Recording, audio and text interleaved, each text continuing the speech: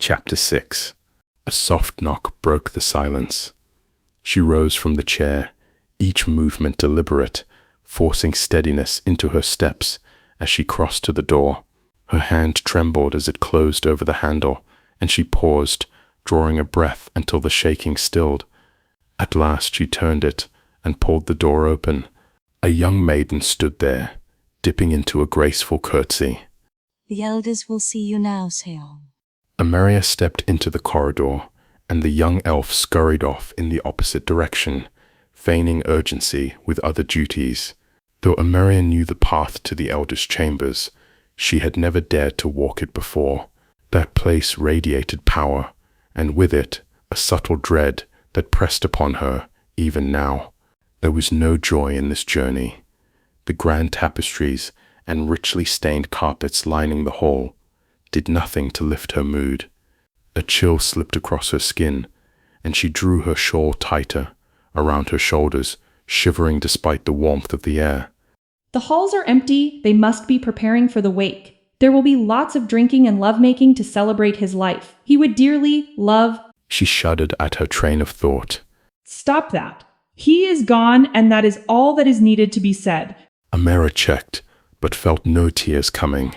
Why can't I cry to release this hardness? She turned right down a narrow passage, where an attendant had let one of the light stones mounted on the wall run out of power.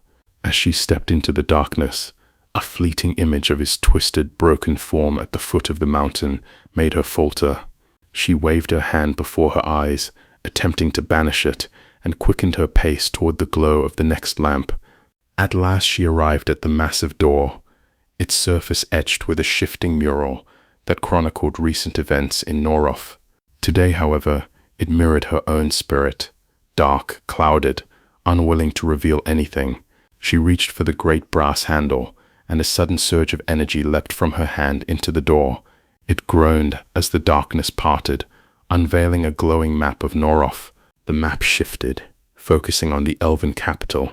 From there, a road unfurled southward, bending east over the Yalom Pass before curving north. Along its path, flashes of images streaked by so quickly, her eyes could barely register them. Moments and movements she could not fully comprehend. The road continued northward, finally ending at Norof. The path set before you, you must accept. She whipped her head around. It sounded as if Fire Owl was standing just behind her and whispered in her ear. Not seeing him, she turned back to the door, which now only showed the gray mass of nothingness, again twisting and turning. What was that? Is that my future? This door is not supposed to be able to do that. What of that message? Did I really hear that? Or is my mind just teasing me into a slow madness? She carried too many questions, and with no answers, so she set her thoughts aside and pulled the ancient door open. The door led into a short hall that emptied into a round chamber. The room was modest in size, but brilliantly lit, thanks to 14 tall windows that stretched from a built-in bench at floor level, covered in thick cushioned pillows, to the sharply curved ceiling. At the center of the domed roof hung a massive crystal skylight, scattering sunlight across the room in a dance that seemed almost alive. Belay Alvray, the eldest of the council, rose and gestured for her to step forward. She obeyed. Ameria Ion or Ray, daughter of Tarlion or Ray, he intoned, his voice echoing slightly in the dome. You have been summoned before us to hear our judgment in the matter of the death of Fire-Ale Gisenelth. His tone was soft and clear as a spring wind, but carried a weight that made her uneasy. We have determined it was a wild surge that was the result of his death. It has also been determined that he would have not been there if you had not encouraged the whole group to follow you. You are directly responsible for putting him into harm's way. This leaves us only two choices according to our laws. The first is, of course, death, which we all agree is not called for in this instance. Ameria breathed a slight sigh of relief, but still stood taut as she waited. The second choice is to send you into exile for no less than 500 years. An anvil seemed to drop onto her chest, and she struggled with every ounce of strength to keep from collapsing. She knew of no elf who had ever returned from exile. In respect to our traditions, Davinci Ovra intoned. You will have 3 days to grieve. Afterward, you will be escorted from the elven territories. May the upper gods guide you and return you safely to your people when your time to rejoin us comes. His smile was weak, devoid of warmth. Emeria glanced at her father, but his face betrayed nothing.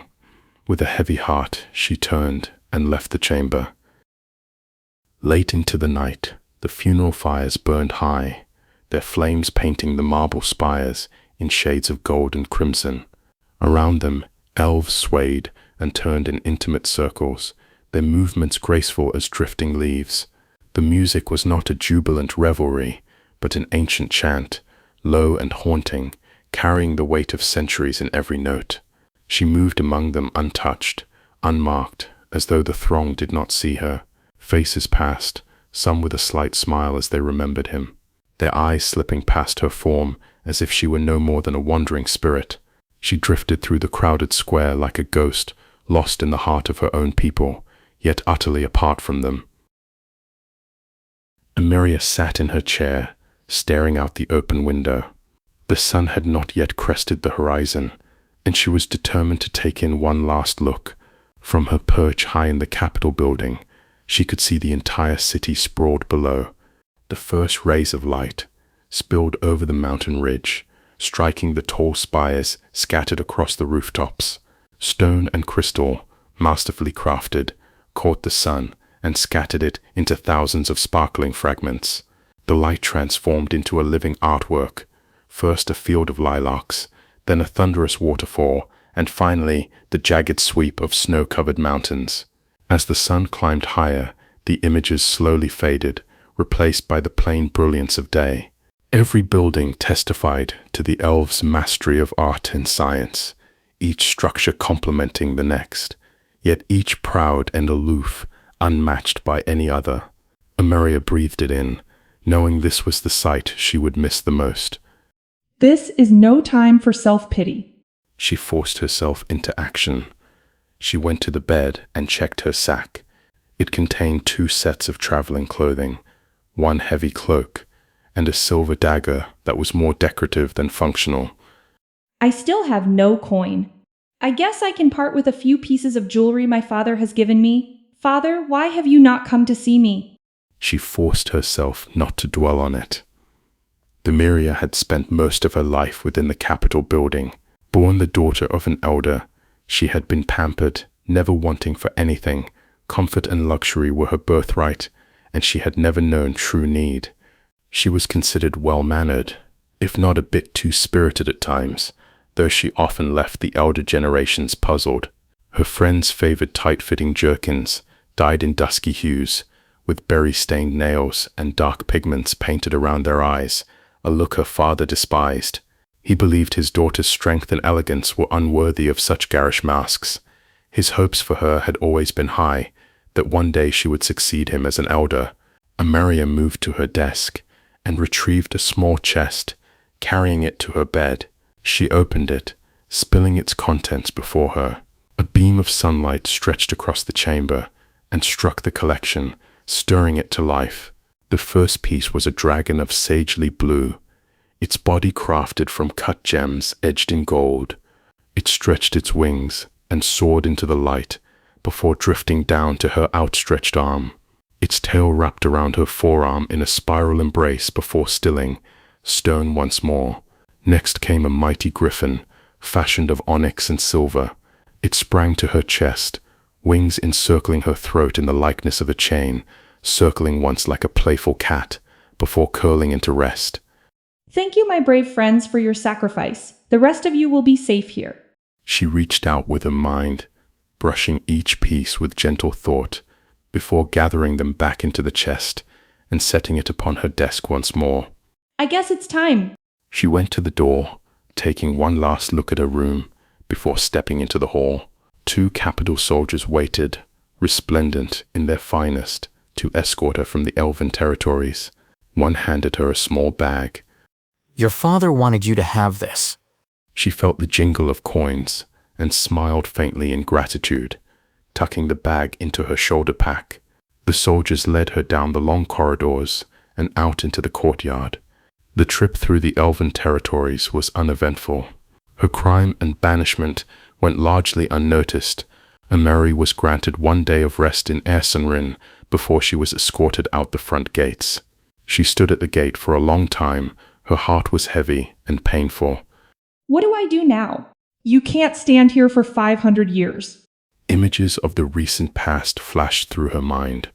She turned her back to the massive gate to look over the dense forest that lay before her. You could follow through with your plan. The forest was alive with the sounds of life. You have got to be kidding. I still can't talk. How would I convince them without words? Ever since the accident, her voice had betrayed her. No matter how she tried, not a single sound would rise from her throat. At most there was only a faint tickling, a ghost of sensation in her larynx, like the memory of speech struggling to be born. But the air carried nothing, no whisper, no cry, only silence where her words should have lived. Are you going to just curl up somewhere and die? She shook her head. No. I'll go if the upper's God's wish, but first I want a sign. She looked deep into the forest and held her breath for a moment. What and all that's happened up to this point has been nothing? She considered it for a moment.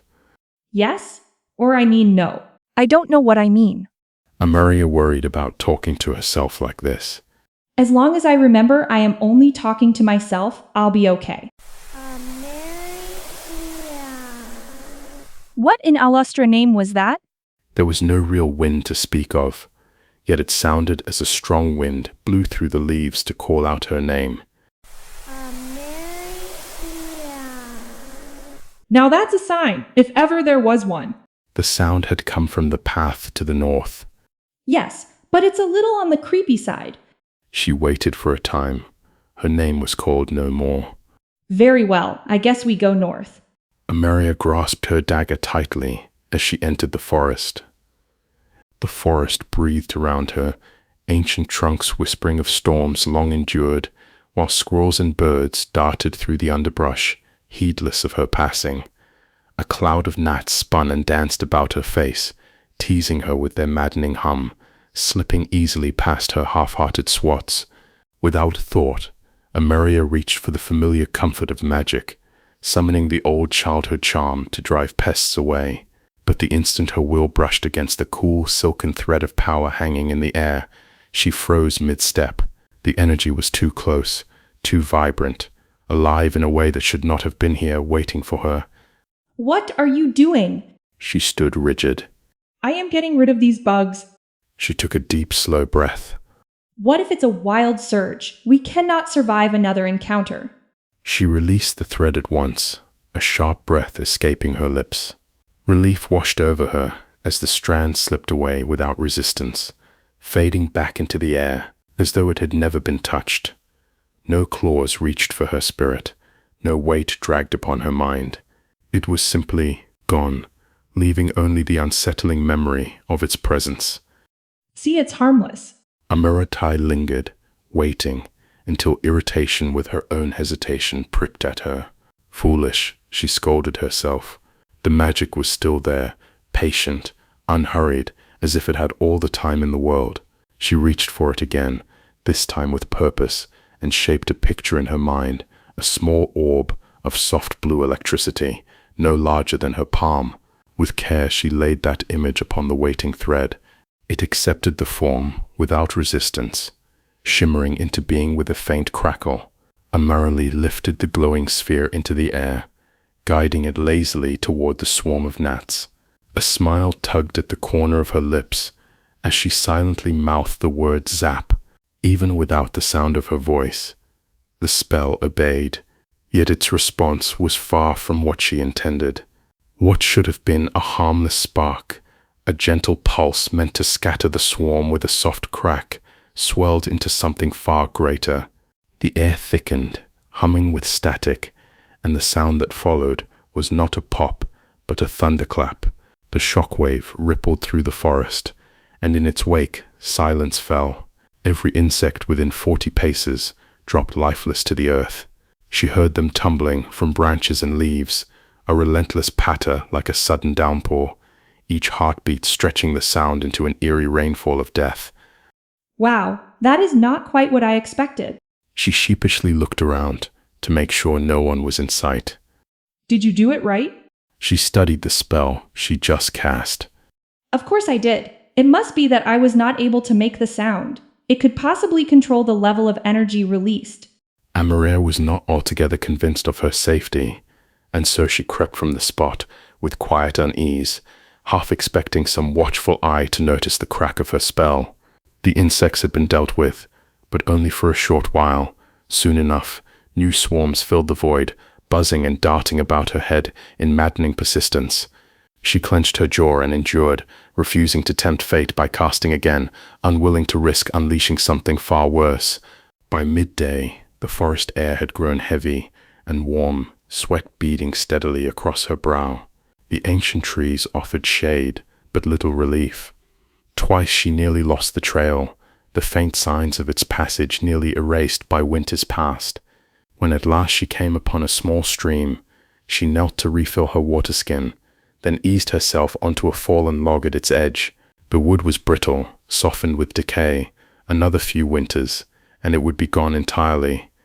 Why did I think I could take them all the way to Norof? Most of them would have turned back after the first day. To be perfectly honest, I would not have blamed them. I haven't even traveled half a day and I'm beat. With a soft sigh, she tugged off her boots and eased her weary feet into the stream.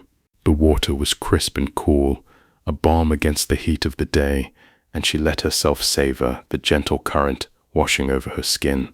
Tiny silver fish darted close, curious, brushing and pecking at her toes with feather-light touches. Their playful nibbles startled a smile onto her lips, the first mirth she'd allowed herself in days. At least there's no hurry. I have many, many years before I can go home. The Maria noticed movement further up the creek.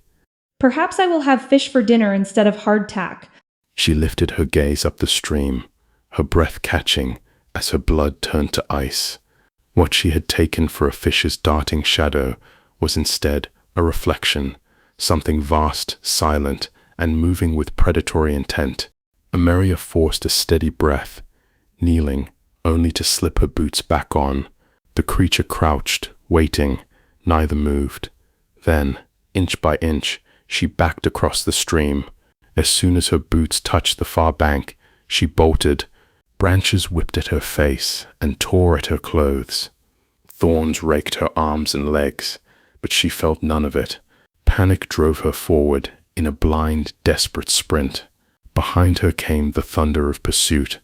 The beast launched itself in a single bound, clearing the stream with terrifying ease. Its 6 paws pounded the earth, heart hammering with the thrill of the hunt, hunger sharpening every sense.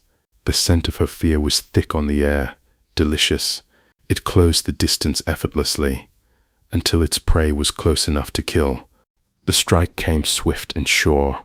A hooked claw lashed out, rewarded with the wet rip of tearing flesh. Amaria's world exploded with pain as her leg was seized. Her body spun violently, and she was hurled backward. The ground rushed up to meet her.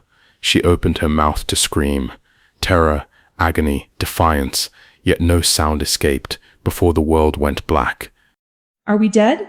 Her legs screamed with agony, a sharp, unrelenting fire that threatened to drown out everything else.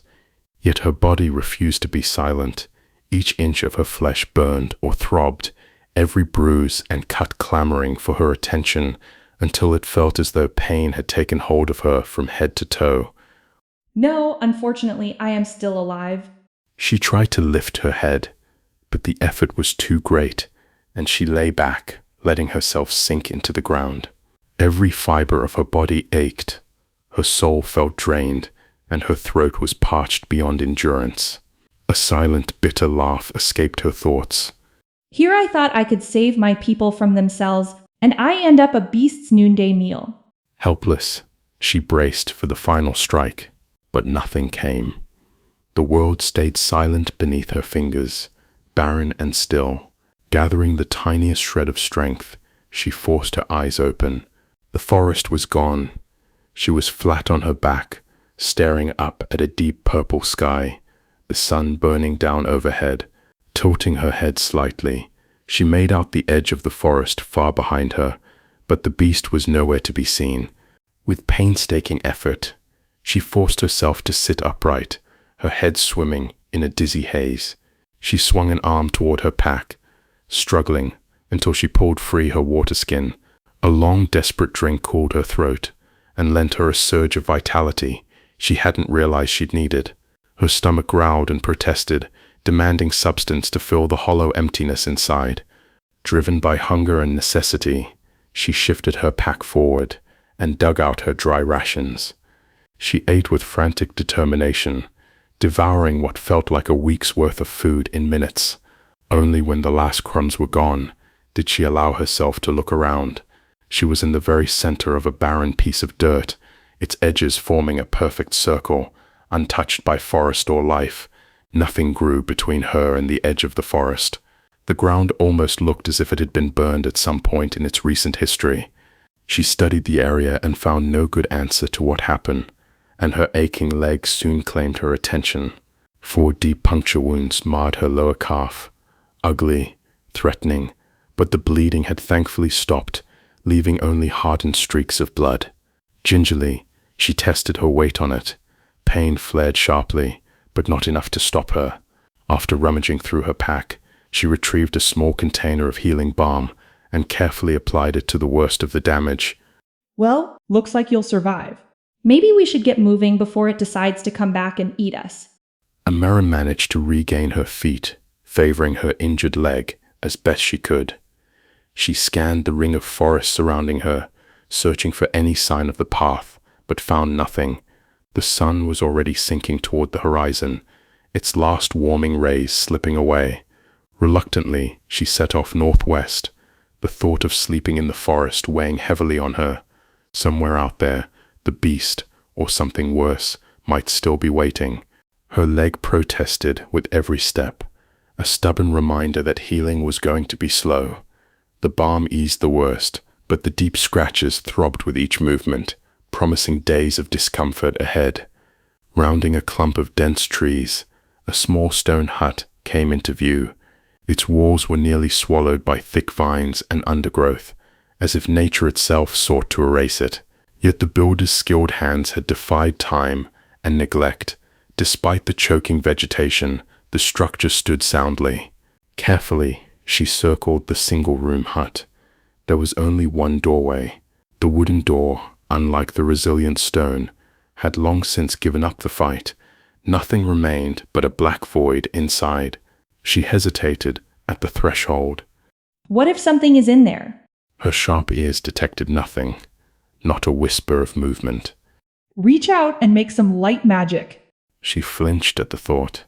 I will never use that spell again. Her body shivered at the memory. Fine. Then enter blindly and get yourself killed. Scanning the clearing, she spotted a dead limb and picked it up. Slowly she reached for nearby magic, tracing a delicate filament until she held it gently in her mind. She shaped the image of a flickering flame and nudged it toward the branch.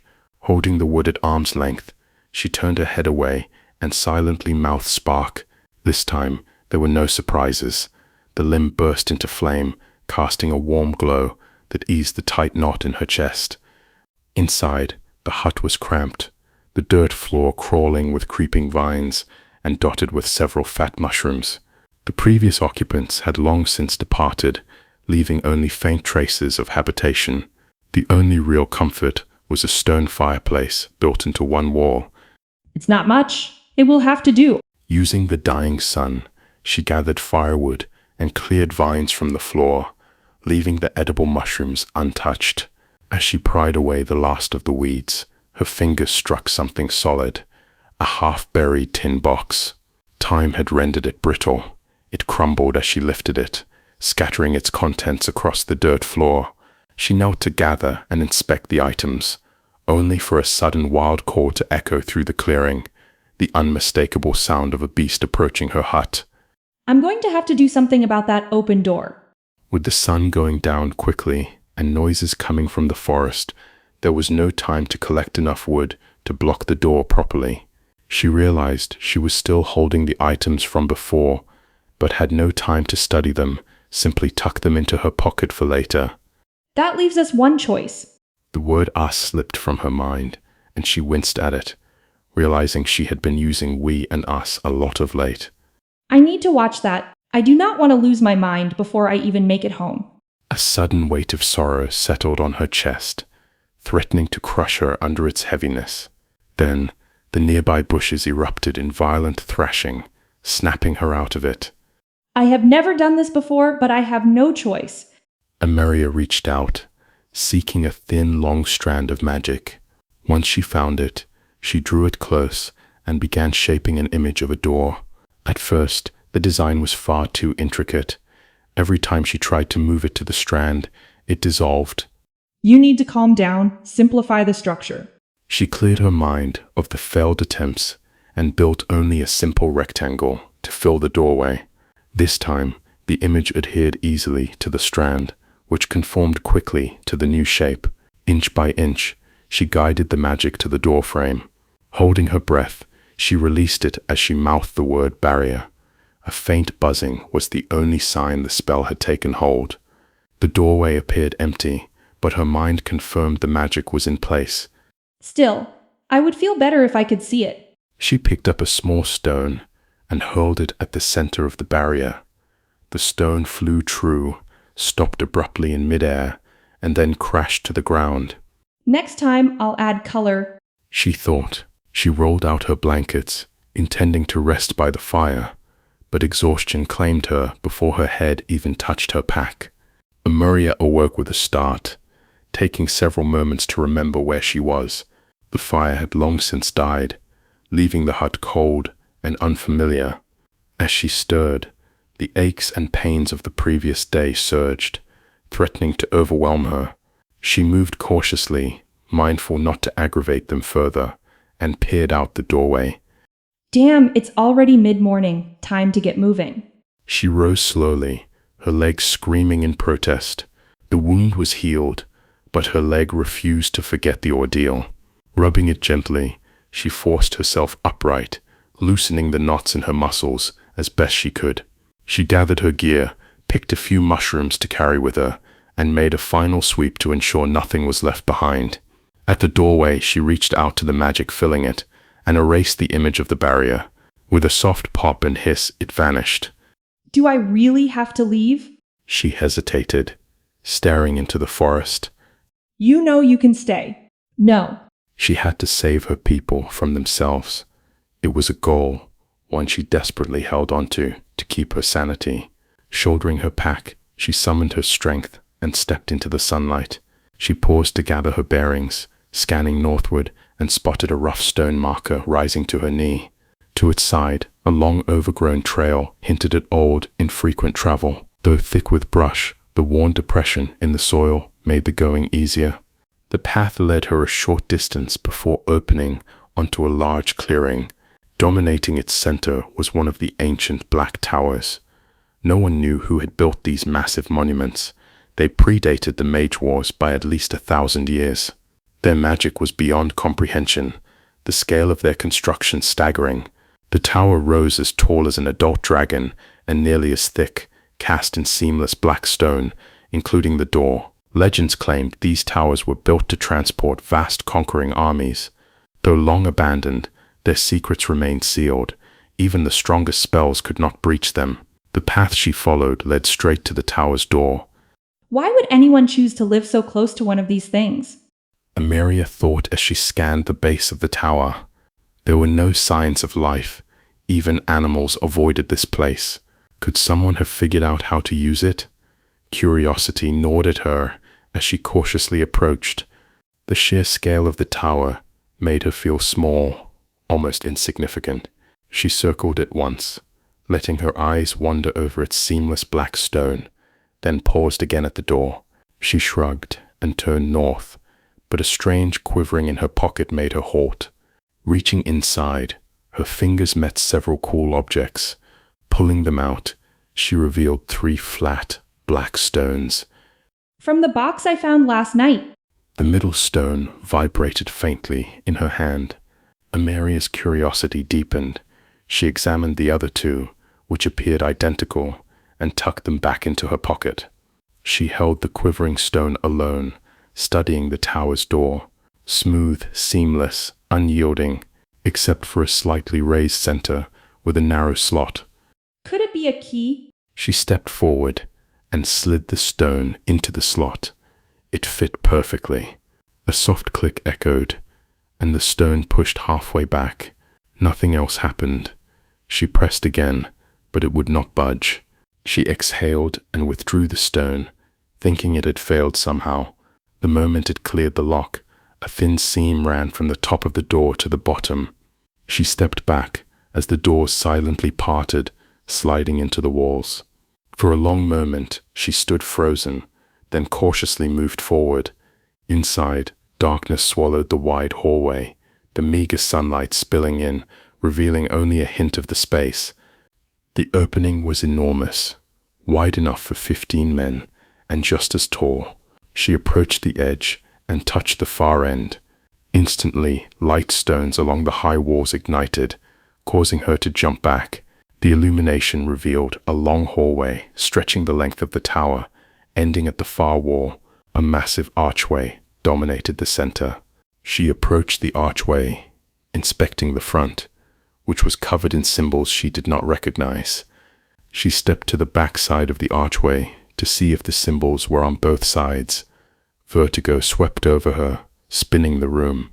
When she steadied herself, she realized the tower's door now faced her, instead of behind her. Okay, I don't know what that was, but it's time to leave. She quickly stepped out to exit, then froze. The landscape had transformed. Day had become night. Dense forest replaced by open plains. In the distance were jagged mountains. She tried to step backward into the tower, but her hand met resistance. The door had already closed. Frantically, she fumbled in her pocket, pulling out the 3 stones. None fit the slot. She sank to her knees as the weight of helplessness pressed in, threatening to release a flood of tears. This is too much. I can't handle this. Her hands clenched into fists as she trembled with fear and rage. Focus. Breathe. You're alive. Safe for now. Slowly, she surveyed her surroundings. The land stretched flat and shadowed, lines of black towers extending left and right, disappearing into darkness. She stood and lifted her gaze to the night sky. Familiar stars blinked back, yet out of place. She wandered around the tower and gasped. Hanging impossibly in the heavens were Amhark, and to its right, the second moon, Valus. We're on Horus's moon? It can't be. Can it? America thought as she recalled the countless tales of Horus. Legends said the races had been birthed here. The weight of it all crushed her. Tears spilled freely as she sank to the ground, mourning the loss of Firiel, the loss of her home, and the overwhelming strangeness of this land. She cried until exhaustion finally stole her consciousness. The morning sun's rays roused her. Slowly she stirred, opening her eyes to find herself still in this alien valley. Her tears had dried, leaving her soul barren, drained of emotion for the moment. Get up. We need to find a way back to Norof. The key worked on that tower. One of the others may work too. Slowly she rose, easing the stiffness from her muscles. The valley stretched around her, enclosed by distant mountains. Towers extended in both directions, perhaps 200 in all. The legends call this the Valley of the Gates. She recalled myths and stories could not capture its scale or purpose. Supplies would last only 2 days, and crossing these mountains could take far longer. She knew time would run out here if she did nothing. Mark the spot, then start down the row. One of these keys has to work. She dug a small circle in the dirt at the tower's base to mark her starting point. Pulling the stones from her pocket, she turned and began moving carefully along the row of towers. By midday, the stone in her left hand began to quiver. She nearly dropped it in excitement. She rushed up to the tower's door, but then paused. What are you waiting for? If this is the Valley of the Gates, these towers lead beyond Amhark to other worlds. For a long moment, her hand hovered over the lock. Then decisively, her hand shot forward. The stone slid into the slot with a satisfying click. She removed it slowly and waited as the doors silently parted. Touching the edge, a light stone ignited, revealing the familiar interior of the tower. She drew a deep, steadying breath and stepped inside. This is the end of Chapter 6. Thank you for listening. Just a reminder, I am a single developer and writer, so I can only put out one chapter out a month. Our goal is to build towards a team one day, but while we wait for that day to come, please like and subscribe. It will help us reach our goals. See you in the next chapter.